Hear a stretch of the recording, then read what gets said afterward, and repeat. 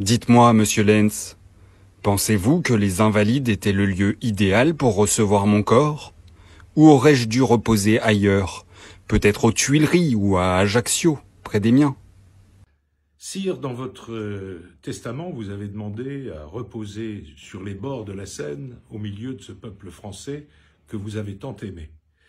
C'est donc non loin de la Seine qu'on a interprété votre ultime volonté, et c'est un de vos successeurs, le roi Louis-Philippe, qui a décidé que ce serait aux Invalides que vous reposeriez pour l'éternité, mais aussi pour permettre aux Français que vous avez tant aimé de venir vous rendre hommage.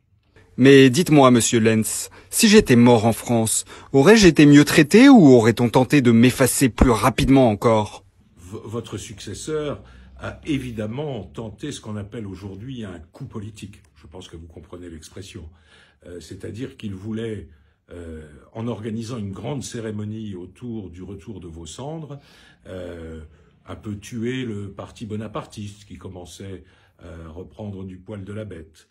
Alors il a organisé cette très très grande cérémonie, mais finalement je crois qu'il s'en est mordu les doigts parce que juste après sa chute, qui intervient 8 ans après votre retour, eh bien il a dû lui-même prendre le chemin de l'exil, et c'est votre neveu, Louis-Napoléon Bonaparte, qui est devenu d'abord président de la République, comme vous aviez été premier consul, et ensuite, comme vous, empereur, sous le nom de Napoléon III, car il a toujours considéré que votre fils, le roi de Rome, avait régné sous le nom de Napoléon II. Dans vos recherches, avez-vous appris quelque chose sur moi que même mes proches ignoraient? Une faiblesse peut-être? Oh, de faiblesse, vous en aviez peu. Non, là, je fais un peu ma cour, sire. Évidemment, des faiblesses, vous en avez eu un peu. Vous avez eu des faiblesses humaines, parfois. Assez rares, il faut quand même bien le dire. Vous avez eu parfois des faiblesses politiques, c'est-à-dire de croire d'abord en votre étoile plutôt que d'essayer d'analyser les situations. Et puis, vous avez eu très probablement la faiblesse de penser à Sainte-Hélène que vous pourriez peut-être rentrer en Europe vivant. Et finalement, c'est dans votre cercueil que vous êtes rentré au milieu des Français. À Sainte-Hélène, ils m'ont isolé, surveillé, jugé. Mais dites-moi, monsieur Lenz, si j'étais mort en France, aurais-je été mieux traité ou aurait-on tenté de m'effacer plus rapidement encore? Si votre Majesté me permet de faire cette remarque, je pense qu'il a été très bien pour votre légende, pour votre postérité, que vous soyez mort à Sainte-Hélène. Car imaginez que vous soyez mort sur un champ de bataille de la campagne de France en 1814, ou même à la bataille de Waterloo, qu'est-ce qu'on aurait dit? On aurait dit que vous étiez un aventurier, que vous aviez fini tué au combat, comme bien d'autres aventuriers avant vous. Or là, en vous envoyant à Sainte-Hélène, vos ennemis vous ont permis de réaliser quelque chose que vous seul avez réussi. C'est le vaincu, c'est-à-dire vous-même, qui a dicté le sens de l'histoire. Vous semblez fasciné par mon tombeau, mais n'était-ce pas l'homme vivant, l'empereur qui méritait votre attention?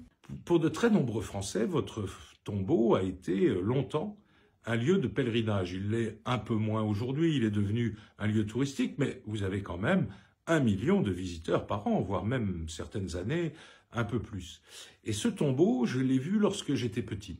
Et j'ai ressenti quelque chose qui était un peu l'expression de ce que vous aviez représenté pour mon pays, de ce que vous aviez représenté pour l'histoire, que ce soit votre gloire militaire qui est inscrite dans votre tombeau, mais aussi votre gloire civile qui se trouve tout autour de votre sarcophage, qui n'est pas en porphyre, qui est en quartzite de Finlande, mais enfin peu importe, votre œuvre civile est rappelée tout autour de ce sarcophage. Croyez-vous que dans 2 siècles encore, on parlera de moi? Sire, je suis convaincu qu'on parlera de votre Majesté encore pendant de très très très nombreux siècles.